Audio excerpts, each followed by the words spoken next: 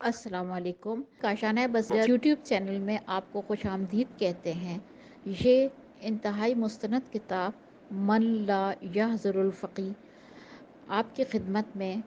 سیدہ نگہت زہرا بنت سید مسعود حسن نقوی کے ایصال ثواب کے لیے ان کے خاندان کی جانب سے بذریعہ کاشانہ بصیرت یوٹیوب چینل پیش کی جا رہی ہے۔ آپ سے گزارش ہے کہ آپ 3 دفعہ درود، 1 دفعہ الحمد، 3 دفعہ قل هو اللہ اور 3 دفعہ درود پڑھ کے 4 معصومین کو ہدیہ کریں اور اس کے وسیلے سے جو ثواب ملے وہ سیدہ نگہت زہرا بنت سید مسعود حسن رضوی کو بخش دیں۔ آپ سے گزارش ہے کہ اگر آپ نے ہمارے چینل کو سبسکرائب نہیں کیا ہے تو اس کو سبسکرائب کریں تاکہ چینل میں موجود 100 سے زائد انتہائی مستند کتب اور آنے والی مستند کتابوں سے آپ استفادہ کر سکیں۔ اگر آپ چاہتے ہیں کہ آپ بھی کسی کتاب میں اپنے کسی مرحوم کا نام شامل کروائیں یا کسی بیمار کے لیے دعا کے لیے کہیں تو آپ کومنٹ باکس میں اس کا نام چھوڑ دیں تو انشاءاللہ ہم اس کو بھی ایڈ کریں گے۔ التماس سے دعا، امید ہے کہ آپ بھی ہمارے اس کاروان کا حصہ بنیں گے۔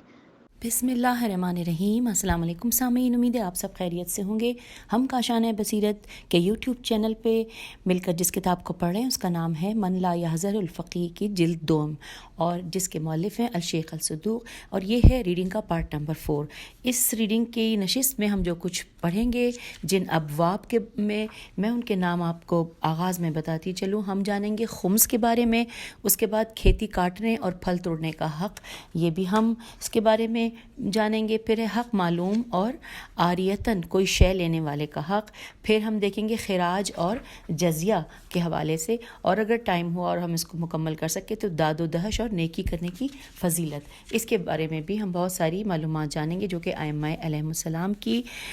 ہدایات کی روشنی میں ان کی احادیث ہم دیکھیں گے اور پڑھیں گے اور بہت کچھ جانیں گے۔ آئیے اب ہم باقاعدہ ریڈنگ کا آغاز کرتے ہیں کہ جس میں ہم پڑھنے جا رہے ہیں سب سے پہلے باب خمس کے بارے میں۔ حدیث نمبر 1646، حضرت ابو الحسن امام موسیٰ جعفر بن جعفر علیہ السلام سے ان چیزوں کے متعلق دریافت کیا گیا کہ جو سمندر سے نکلتی ہیں جیسے موتی اور یاقوت اور زبرجد، اور جو کان سے نکلتی ہیں جیسے سونا اور چاندی، تو کیا ان سب پر زکوٰۃ ہے؟ تو آپ علیہ السلام نے فرمایا کہ جب اس کی قیمت 1 دینار تک پہنچ جائے تو اس پر خمس ہے۔ اب یہ حوالہ ہے کلینی رحمہ اللہ نے اسے کافی جلد نمبر 1 صفحہ نمبر 547 پر صحیح سند سے بزنتی بے زینون توئے چھوٹیے سے انہوں نے محمد بن علی سے اور انہوں نے جناب علیہ السلام سے روایت کیا ہے۔ یہ ہم نے اس کے بارے میں جو معلومات تھیں حاشیے میں وہ جان لی ہیں اس حدیث کے حوالے سے۔ اب آگے چلتے ہیں، اگلی حدیث ہے 1647، لکھا ہے اور عبید اللہ بن علی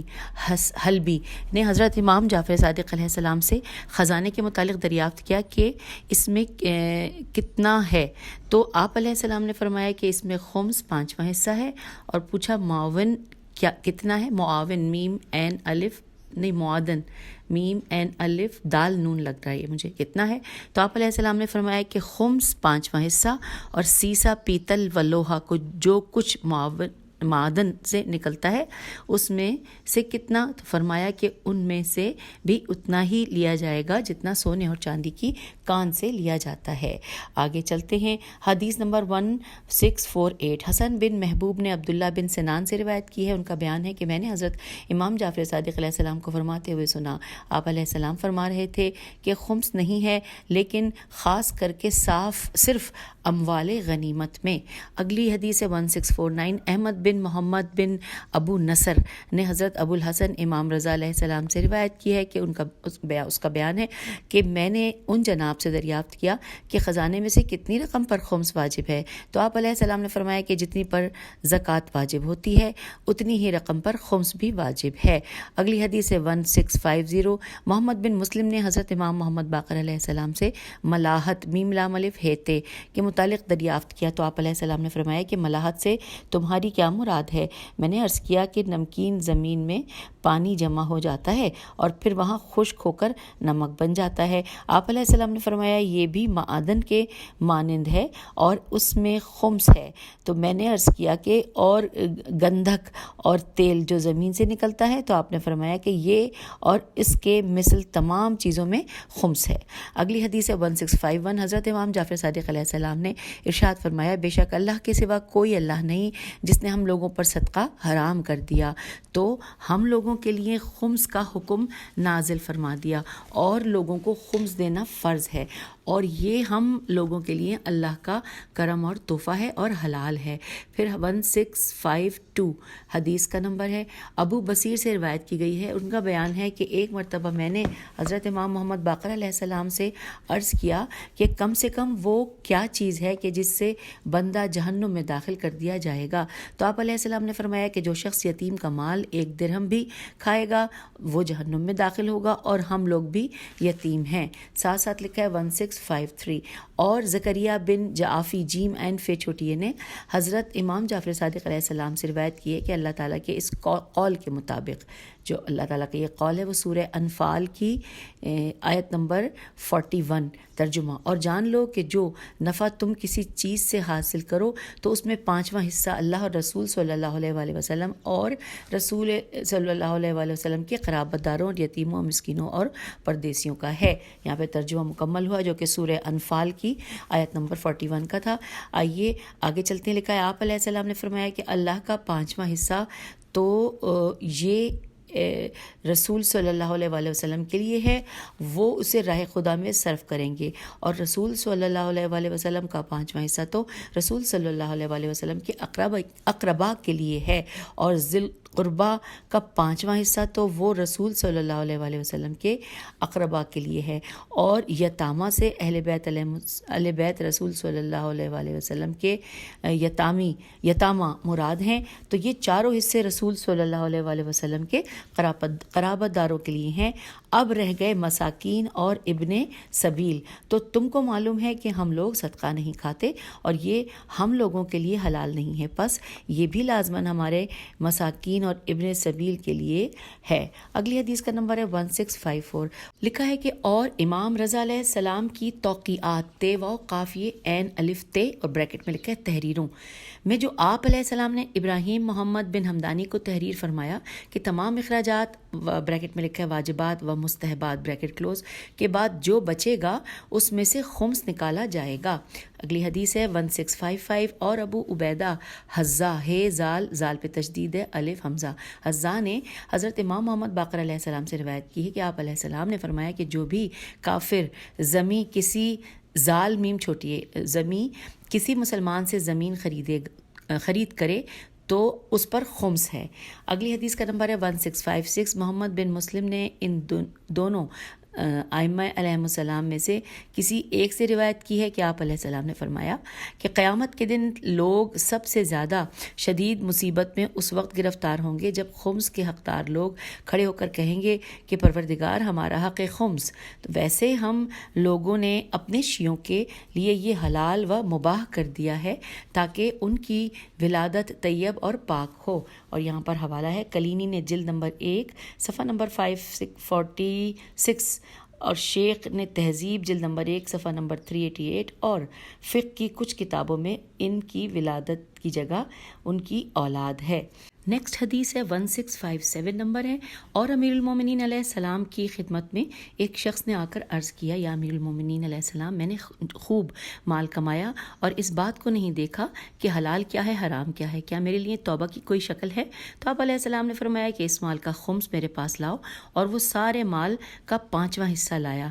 تو آپ علیہ السلام نے فرمایا کہ اب وہ مال تمہارا ہے۔ جب ایک شخص نے توبہ کر لی تو اس کے مال نے بھی اس کے ساتھ توبہ کر لی۔ اگلی حدیث کا نمبر ہے 1658۔ حضرت ابو الحسن علیہ السلام سے ایک ایسے شخص کے متعلق دریافت کیا گیا جس سے وہ لوگ بریکٹ میں لکھا ہے اغیار، بریکٹ کلوز ہو گیا، اس کے مال کی زکوٰۃ وصول کرتے ہیں یا اس کے مال غنیمت میں سے خمس وصول کرتے ہیں یا معاون میں سے جو کچھ معادن میں سے جو کچھ نکلتا ہے اس میں سے 5واں حصہ لے لیتے ہیں، تو کیا یہ اس کی زکوٰۃ اور اس کے لیے اس کے خمس میں محسوب ہو جائے گا؟ تو آپ نے فرمایا کہ ہاں۔ اگلی حدیث کا نمبر ہے 1659، ابو علی بن راشد سے روایت کی ہے، بریکٹ میں لکھا ہے کہ یہ امام علی نقی ہادی کے وکلاء میں سے تھے، بریکٹ کلوز کی ہے۔ روایت کی ہے کہ میں نے حضرت ابو الحسن ثالث علیہ السلام سے عرض کیا کہ ہمارے سامنے جو چیز لائی جاتی ہے تو یہ کہا جاتا ہے کہ ہم لوگوں کے پاس حضرت ابو جعفر علیہ السلام کی تھی، تو اب میں اس کے لیے کیا کروں؟ تو آپ علیہ السلام نے فرمایا کہ جو چیز میرے والد بزرگوار کی امامت کے حوالے سے ہے وہ میری ہے، اور جو چیز اس کے علاوہ ہے تو وہ از روئے کتاب خدا و سنت نبی صلی اللہ علیہ وآلہ وسلم میراث ہے۔ اگلی حدیث ہے 1660، لکھا ہے عبداللہ بن بکیر نے حضرت امام جعفر صادق علیہ السلام سے روایت کی ہے کہ آپ علیہ السلام نے فرمایا کہ خدا کے فضل سے میں اہل مدینے میں سب سے زیادہ دولت مند ہوں، مگر میں تم لوگوں میں سے کسی سے درہم قبول کرتا ہوں تو صرف اس لیے کہ تم لوگوں کی طہارت ہو جائے۔ اگلی حدیث کا نمبر ہے 1661، یونس بن یعقوب سے روایت کی گئی ہے کہ اس کا بیان ہے کہ ایک مرتبہ میں حضرت امام جعفر صادق علیہ السلام کی خدمت میں حاضر تھا کہ ایک قمات قاف پہ پیش ہے میم الف توئے، بریکٹ میں لکھا ہے بچوں کے پوتلے بنانے والا سے ایک قمات آپ علیہ السلام کے پاس آیا اور عرض کیا کہ میں آپ علیہ السلام پر قربان، ہم لوگوں کے ہاتھ بہت نفع تجارت اور بہت مال آتا ہے، اور ہم یہ جانتے ہیں کہ اس میں آپ علیہ السلام کا حق ثابت ہے، مگر ہم لوگ اس کے ادا کرنے سے قاصر ہیں۔ تو آپ علیہ السلام نے فرمایا کہ آج کل بریکٹ میں لکھا ہے تقیہ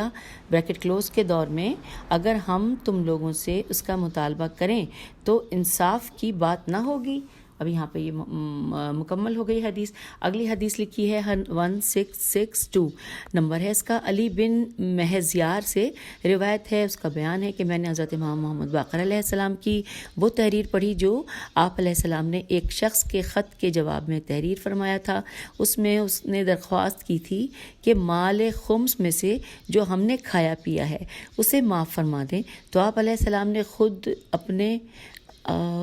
قلم سے تحریر فرمایا جس شخص کو ہمارے حق میں سے کسی شے کی ضرورت ہے تو وہ اس کے لیے حلال ہے۔ اگلی حدیث ہے 1663، اور ابان بن تغلب نے حضرت امام جعفر صادق علیہ السلام سے روایت کی ہے ایک ایسے شخص کے متعلق جو مر جاتا ہے، نہ اس کا کوئی وارث ہے اور نہ غلام، تو آپ علیہ السلام نے فرمایا کہ وہ اس آیت کے ذریعے کے ذیل میں آئے گا، اور آیت کون سی ہے؟ سورہ انفال کی آیت نمبر 1، اور اس میں اس کا ترجمہ ہے کہ مال غنیمت کے لیے پوچھتے ہیں، بس اتنا سا لکھا ہوا ہے، یس الوکا انل انفال، پوچھتے ہیں، بس یہاں پہ بات ختم، کہ یعنی اس کا وارث امام ہوگا۔ آگے چلتے ہیں، لکھا ہے حدیث نمبر 1664 کہ داؤد بن کثیر رقی، رے قاف چھوٹی ہے، رے کے نیچے زیر ہے اور قاف پہ تشدید ہے، داؤد بن کثیر رقی نے آپ علیہ السلام سے روایت کی ہے کہ آپ علیہ السلام نے ارشاد فرمایا کہ تمام انسان ہمارے غصب غین سواد بے غصب کردہ حقوق سے زندگی بسر کر رہے ہیں، لیکن ہم نے اپنے شیعوں کے لیے اسے حلال کر دیا ہے۔ اب اگلی حدیث ہے 1665 نمبر ہے کہ حفظ بن بختری سواد اور بن بختری نے حضرت امام جعفر صادق علیہ السلام سے روایت کی ہے کہ آپ علیہ السلام نے ارشاد فرمایا کہ جبرائیل علیہ السلام نے اپنے پاؤں سے 5 نہریں کھودیں اور ان کے پیچھے پیچھے پانی چلا، فرات، دجلہ، مصر کا دریائے نیل، دریائے مہران اور دریائے بلخ بے لام خے، پس جس نے بھی اسے پیا اس نے آب پاشی کی گئی اور وہ سب امام کا ہے، اور دنیا کا طواف کرنے والا سمندر اور وہ افسیکون ہے۔ اب اس کے بارے میں تفصیلات لکھی ہوئی ہیں حاشیے میں، وہ پڑھتے لکھا ہے۔ اس حدیث کو کلینی نے کافی جلد نمبر 1 صفحہ نمبر 409 پر بیان کیا ہے، اور اس میں اور وہ افسیکون ہے نہیں ہے، اور ظاہر ہے کہ یہ صدوق علیہ رحمہ کا کلام ہے۔ پس سمندر کی دنیا کا طواف کرنے والے یہ تفسیر کی گئی ہے، اور بعض شرحوں میں دنیا کا طواف کرنے والے سے مراد دنیا کو گھیر لینے کے ہیں، اور یہ مؤلف کی تفسیر کے زیادہ قریب ہے، اور یہ دنیا کے جغرافیہ سے بھی متصادم نہیں ہے، کیونکہ افسیکون آب سکون کا معرب ہے، اور وہ بحر حضر ہے، اور مراصد میم ر الف صاد دال اور معجم میں کہا گیا کہ البدان آبس سالون یہ دریائے طبرستان کے ساحل پر ایک شہر ہے، اور اس کے اور جرجان کے درمیان 3 میل کا فاصلہ ہے، پس دریا کو شہر کے نام سے موسوم کیا گیا ہے، اور کہا گیا ہے کہ مشہور یہ ہے کہ یہ بحر محیط کی ایک شاخ ہے۔ وسلام۔ یہ ہم نے حاشیے میں اس کے بارے میں جان لیا، اور اب اگلی ہیڈنگ کی جانب چلتے ہیں، کھیتی کاٹنے اور پھل توڑنے کا حق۔ لکھا ہے اللہ تعالیٰ کا ارشاد ہے، اور یہ ارشاد سورہ انعام کی آیت نمبر 142 ترجمہ پڑھتے ہیں کہ پھلوں کے توڑنے کے دن جو اللہ کا حق ہے اسے دے دو۔ یہ ہم نے سورہ انعام کی آیت نمبر 142 کا ترجمہ پڑھا۔ پھر لکھا ہے کہ اور وہ اس طرح کہ ایک ایک مٹھی اٹھاؤ اور ایک مسکین کو جو بھی آئے دیتے جاؤ، اور یہاں تک کہ اس سے فارغ ہو جاؤ، اور درخت سے پھل اتارنے کے دن ایک مٹھی کے بعد دوسری مٹھی یا لام پہ لپ اٹھاؤ اور مسکینوں کو دیتے جاؤ یہاں تک کہ اس سے فارغ ہو جاؤ، اور زراعت گاہنے کے دن ایک ایک مٹھی یا لیپ اٹھاؤ اور مسکینوں کو وہ دیتے جاؤ یہاں تک کہ اس سے فارغ ہو جاؤ، اور باغ یا کھیت کی نگرانی کرنے والے کو اس کی معینہ اجرت دے دی جائے، اور کھجور سے کہ ناقص اور ردی پھل چھوڑ دیے جائیں اور نگرانی کرنے کی وجہ سے اس نگرانی کو 1 یا 2-3 گھچے دے دیے جائیں۔ اور اللہ تعالیٰ کا یہ ارشاد ہے کہ اب جو ارشاد ہے یہ سورہ انعام کی آیت نمبر 142 ہے کہ اسراف نہ کرو، اللہ اسراف کرنے والے کو پسند نہیں کرتا۔ یہاں ترجمہ مکمل ہوا سورہ انعام کی آیت نمبر 142 کا۔ آگے چلتے ہیں، لکھا ہے تو اسراف یہ ہے کہ آپ اپنے ہاتھ سے مسکینوں کو سب بانٹ دیں، یہ ہے اسراف۔ اچھا جی، اب ہم آگے چلتے ہیں، حدیث نمبر یہاں پر اب آ رہی ہے 1666۔ حضرت امام جعفر صادق علیہ السلام نے ارشاد فرمایا، کھیتی رات کو نہ کاٹو، درختوں کے پھل رات کو نہ اتارو، بالیوں میں سے اناج نکالنا ہو تو اس کو رات کے وقت نہ نکالو، کھیتوں میں تخم ریزی رات کو نہ کرو، اس لیے کہ جس طرح تم زراعت کاٹتے وقت مساکین کو دیتے ہو اسی طرح تخم ریزی کے وقت بھی دیتے رہو، اور جب رات کے وقت ایسا کرو گے تو اس وقت کوئی مسکین، کوئی سائل، کوئی فقیر، کوئی گداگر موجود نہ ہوگا۔ اگلی حدیث کا نمبر ہے 1667۔ معادف سے روایت ہے، دال ہے شاید، معادف سے روایت کی گئی ہے کہ اس نے بیان کیا کہ ایک مرتبہ میں حضرت امام جعفر صادق علیہ السلام کے ساتھ آپ علیہ السلام کی زمینوں پر تھا، اور لوگ کھیتی کاٹ رہے تھے کہ اتنے میں ایک سائل سوال کرتا ہوا آیا تو میں نے اس سے کہا کہ جاؤ تمہیں اللہ روزی دے گا۔ یہ سن کر جناب صلی اللہ علیہ وسلم نے فرمایا کہ مت کہو یہ کہنا تم لوگوں کو مناسب نہیں جب تک کہ کم از کم 3 کو نہ دے لو، اور اس کے بعد دیگر سائلوں کو دو تو تمہیں اختیار ہے، اور نہ دو تو اختیار ہے۔ اب یہاں پر اگلی حدیث تو نہیں،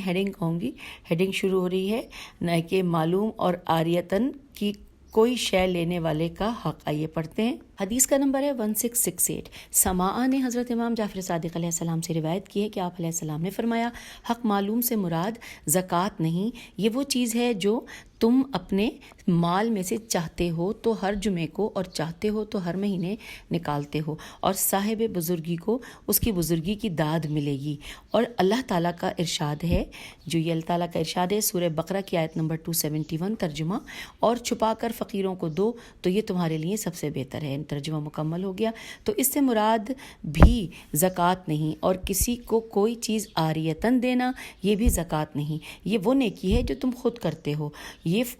قرض تم خود دیتے ہو، اور اپنے گھر کا سامان کسی کو عاریتاً دینا یہ بھی زکوٰۃ نہیں. اور اپنے قرابت داروں کے ساتھ کچھ حسن سلوک تو یہ بھی زکوٰۃ ہے، تو کچھ حسن سلوک تو یہ بھی زکوٰۃ نہیں ہے. اور اللہ تعالیٰ کا ارشاد ہے، اور یہ جو ارشاد ہے یہ سورہ المعارج کی آیت نمبر 24 کا ہے ترجمہ، اور جن کے مال میں حصہ مقرر ہے ترجمہ مکمل. تو یہ حق معلوم زکوٰۃ کے علاوہ ہے. یہ وہ چیز ہے جسے انسان نے خود اپنے نفس کے لیے لازم کر لیا ہے کہ اس کے مال میں اتنا حق فقیروں کے لیے ہے، اور اس پر یہ واجب ہے کہ اپنے اوپر جو بھی لازم کرے وہ اپنی طاقت اور وسعت کے مطابق کرے. اگلی ہیڈنگ کہہ لیجیے، باب کہہ لیجیے ہے خراج اور جزیہ. حدیث نمبر 1669 مصعب میم صاد عین بے مصعب بن یزید انصاری سے روایت کی گئی ہے. انہوں نے بیان کیا امیر المومنین علی ابن ابی طالب علیہ السلام نے مجھے مدائن کے 4 قریوں یعنی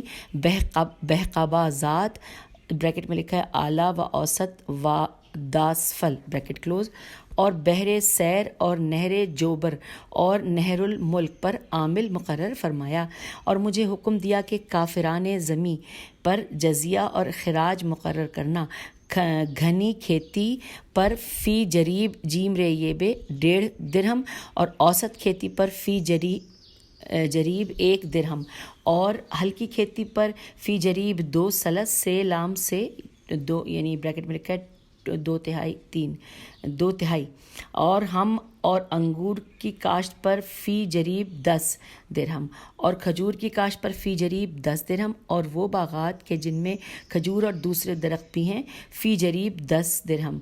اور مجھے حکم دیا کہ کھجور کے ان درختوں کو جو شاذ و نادر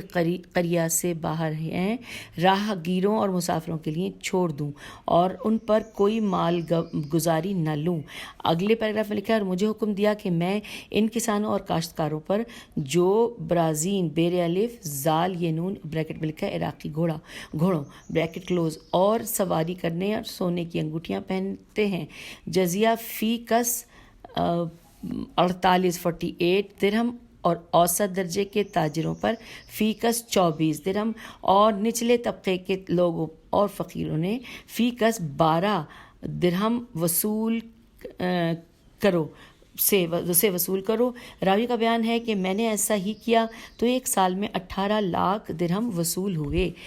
پھر ساتھ ہی اگلی حدیث ہے نمبر 1170 لکھا ہے فضیل بن عثمان اور الف این واورے نے حضرت امام جعفر صادق علیہ السلام سے دریافت کی ہے کہ آپ علیہ السلام نے فرمایا کہ ہر پیدا ہونے والا بچہ جب پیدا ہوتا ہے تو فطرت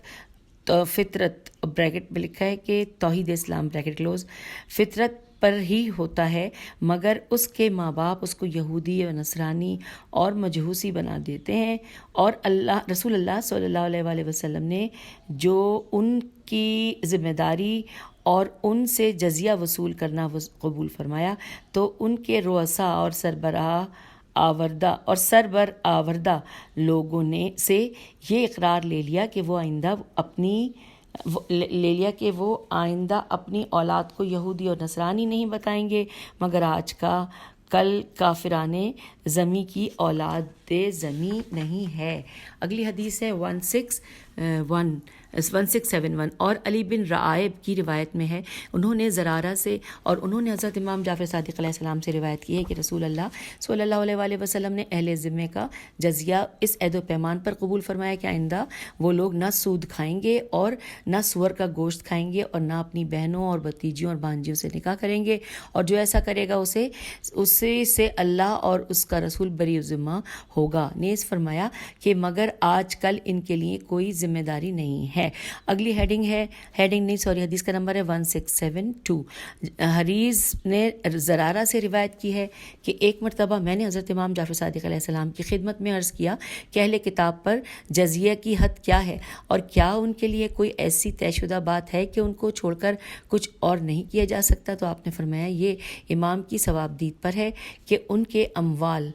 اور ان کی طاقت کو دیکھتے ہوئے ان میں سے ہر ایک سے جو چاہے وصول کرے۔ یہ لوگ وہ قوم ہیں جنہوں نے اپنے نفوس کا فدیہ دیا ہے کہ اب نہ وہ غلام بنائے جائیں گے اور نہ قتل کیے جائیں گے، پس جزیہ ان لوگوں سے بقدر استطاعت اس وقت تک ہے کہ جب تک وہ اسلام نہ لائیں۔ چنانچہ اللہ تعالیٰ کا ارشاد ہے سورہ توبہ کی آیت نمبر 29 میں ترجمہ کہ یہاں تک کہ وہ ذلیل ہو کر اپنے ہاتھ سے جزیہ ادا کریں۔ ترجمہ مکمل ہوا۔ اور یہ جزیہ جو ان سے لیا جائے اس کی پرواہ نہ کریں، بالآخر وہ اس میں ذلت محسوس کریں اور دیتے تھک جائیں اور اسلام قبول کر لیں۔ اگلی حدیث ہے 1673 اور محمد بن مسلم کا بیان ہے کہ میں نے ایک مرتبہ امام جعفر صادق علیہ السلام سے عرض کیا کہ آپ علیہ السلام نے دیکھا کہ یہ لوگ کفار سے جزیے کی زمینوں پر جزیے کو ہٹا کر دگنی زکوٰۃ یعنی خمس وصول کر رہے ہیں، اور پھر وہ قانون سے ان کے افراد کا جزیہ بھی لے رہے ہیں،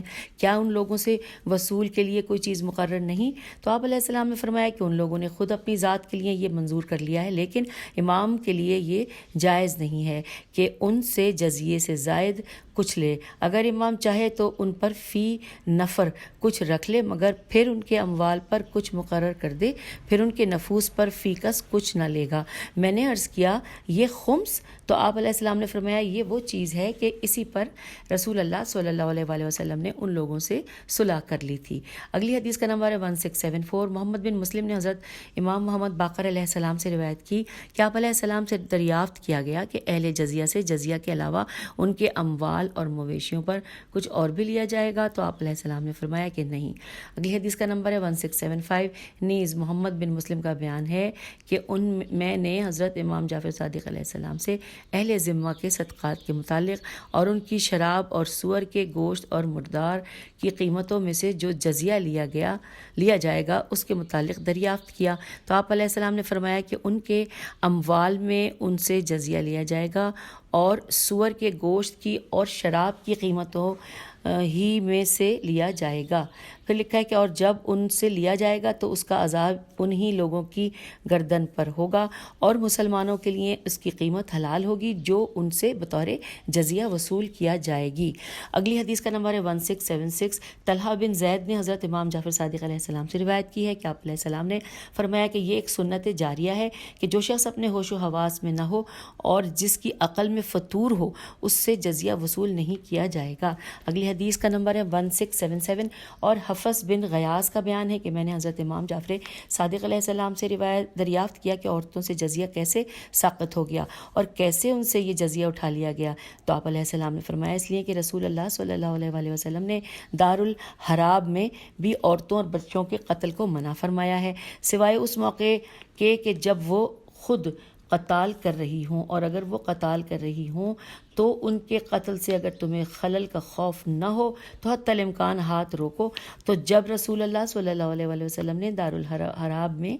ان کے قتل کو منع کیا ہے تو دارالسلام میں تو بدرجہ اولا منع ہے۔ پھر اگر وہ جزیہ دینے سے انکار کریں تو ان کا قتل ممکن نہیں ہے، اور جب ان کا قتل ممکن نہیں تو ان پر سے جزیہ بھی اٹھا لیا گیا۔ اور اگر مرد منع کریں اور جزیہ دینے سے انکار کریں تو وہ عہد شکنی کے مرتکب ہوں گے اور ان کا خون اور ان کا قتل مباح ہوگا، اس لیے کہ دار شرک اور دار ذمے میں مردوں کا قتل مباح ہے، اور اسی طرح دارالحرب میں اہل شرک اور اہل ذمہ میں سے جو لوگ اپاہج ہیں، نابینا ہیں اور بہت بوڑھے ہیں ان کا بھی قتل منع ہے، اس بنا پر ان سے جزیہ اٹھا لیا گیا۔ اب پڑھتے ہیں حدیث نمبر 1678۔ ابن مسکان نے حلبی سے روایت کی ہے کہ اس کا بیان ہے کہ ایک شخص نے حضرت امام جعفر صادق علیہ السلام سے دریافت کیا کہ کیا اعراب الف عین رے الف بے آراب بریکٹ میں لکھا ہے بدوؤں سے جہاد ہے؟ تو آپ علیہ السلام نے فرمایا ان پر جہاد نہیں، مگر یہ کہ جب اسلام پر کوئی خطرہ آئے تو ان سے مدد لی جائے۔ راوی نے دریافت کیا کہ کیا جزیے میں بھی ان کا کوئی حصہ ہے؟ تو آپ علیہ السلام نے فرمایا کہ نہیں۔ اگلی حدیث ہے 1679۔ اور محمد بن مسلم نے حضرت امام محمد باقر علیہ السلام سے دریافت کیا کہ وہ سرزمین جو رسول اللہ صلی اللہ علیہ وسلم کے بعد فتح ہوئی ہے اس کے ساتھ امام کا سلوک کیا ہوگا؟ تو آپ علیہ السلام نے فرمایا کہ امیر المومنین علیہ السلام نے اہل عراق کے ساتھ جو سلوک سلوک کیا ہے وہی سلوک ہوگا، اس لیے کہ وہ تمام روئے زمین کے امام ہیں۔ نیز فرمایا جزیے کی سرزمین پر سے جزیہ نہیں اٹھایا جائے گا، اس لیے کہ جزیہ مجاہدین کے لیے ایک عطیہ الہی ہے اور صدقات ان لوگوں کے لیے ہیں کہ جو اس کے اہل اور مستحق ہیں، جن کے اللہ تعالیٰ نے نام بتائے ہیں، اور ان کے لیے جزیے میں سے کچھ نہیں ہے۔ نیز فرمایا کہ اگر لوگوں کے ساتھ عدل کیا جائے تو عدل میں بڑی وسعت ہے، اللہ کے حکم سے آسمان سے رزق نازل ہوگا اور زمین اپنی برکتیں اگل دے گی۔ حدیث 1680 پڑھتے ہیں اور لکھا ہے اور مجوسیوں سے جزیہ لیا جائے گا، اس لیے کہ رسول اللہ صلی اللہ علیہ وآلہ وسلم نے فرمایا کہ ان لوگوں کے ساتھ وہی سلوک کرو جو اہل کتاب کے ساتھ کیا جاتا ہے۔ ساتھ ہی لکھا ہے کہ اور ان لوگوں کے بھی ایک نبی تھے جن کا نام دامسب دال الف میم سین بے تھا، جن کو ان لوگوں نے قتل کر دیا، اور ان کی ایک کتاب تھی جس کا نام جاماسب جیم الف میم الف سین بے تھا، جو 12,000 بیلوں کے چمڑوں پر لکھی ہوئی تھی، مگر ان لوگوں نے اس کو نظر آتش کر دیا۔ اگلی حدیث ہے 1681 اور ابو الورد نے حضرت امام محمد باقر علیہ السلام سے دریافت کیا کہ ایک مرد مسلمان ایک نصرانی غلام ہے، کیا اس پر جزیہ ہوگا؟ تو آپ علیہ السلام نے فرمایا کہ ہاں۔ اس نے عرض کیا کہ اس طرح تو ایک مسلمان اپنے غلام نصرانی کی طرف سے جزیہ ادا کرے گا؟ تو آپ علیہ السلام نے فرمایا کہ ہاں، اس لیے کہ اگر وہ غلام کی ملکیت ہے، اگر وہ کسی جرم میں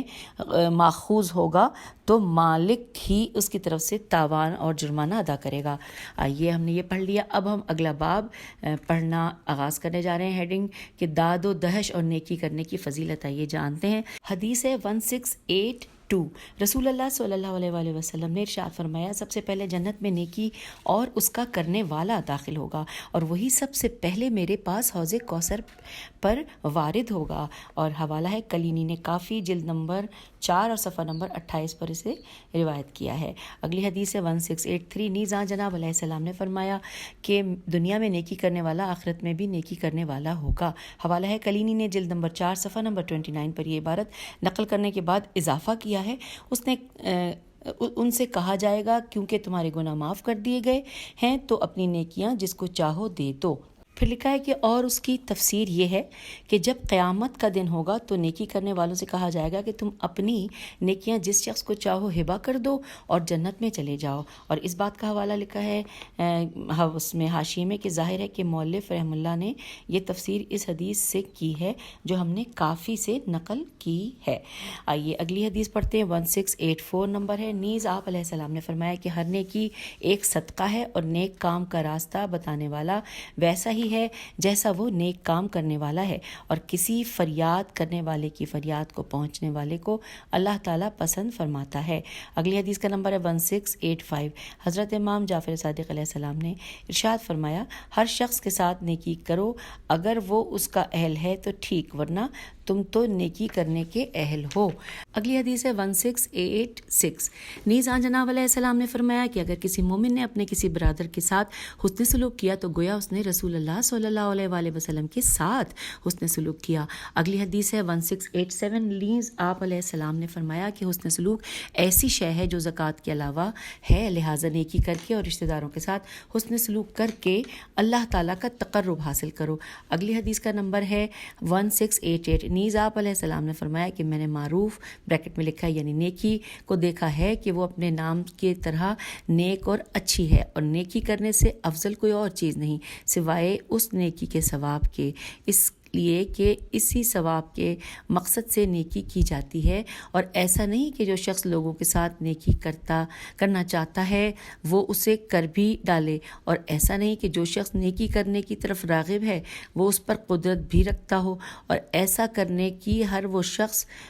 جو نیکی کرنے کی قدرت رکھتا ہو اس کو اس کا اذن بھی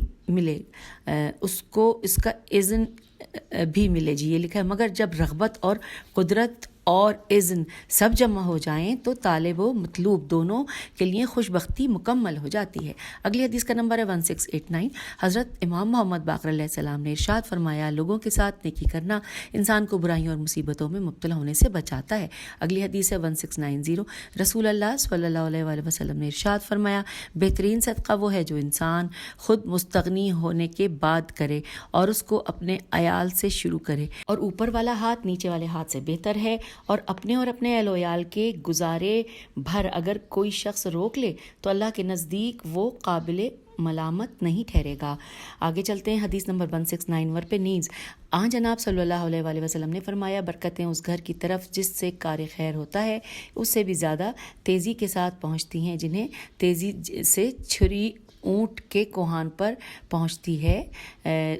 جتنی تیزی سے چھری اونٹ کے کوہان پر پہنچتی ہے یا پانی کا دھارا اپنی ڈھلان تک پہنچتا ہے۔ حوالہ ہے یہ حدیث کافی جلد نمبر 1 صفحہ نمبر 29 پر نبی صلی اللہ علیہ وآلہ وسلم سے روایت کی گئی ہے۔ اگلی حدیث کا نمبر ہے 1694۔ حضرت امام محمد باقر علیہ السلام نے ارشاد فرمایا، ہر چیز کا ایک پھل ہوتا ہے اور نیکی میں پھل اس وقت آتا ہے جب اس میں جلدی کی جائے۔ اور پھر اگلی حدیث کا نمبر ہے 1693۔ حضرت امام جعفر صادق علیہ السلام نے فرمایا، نیکی اس وقت تک درست نہ ہوگی جب تک کہ اس میں 3 خوبیاں نہ ہوں: اپنی اس نیکی کو حقیر سمجھنا، اپنی نیکی کو پوشیدہ رکھنا، اور نیکی کرنے میں عجلت کرنا، اس لیے کہ جب تم اس کو حقیر سمجھو گے تو جس کے ساتھ تم نے نیکی کی ہے اس کی نظر میں اس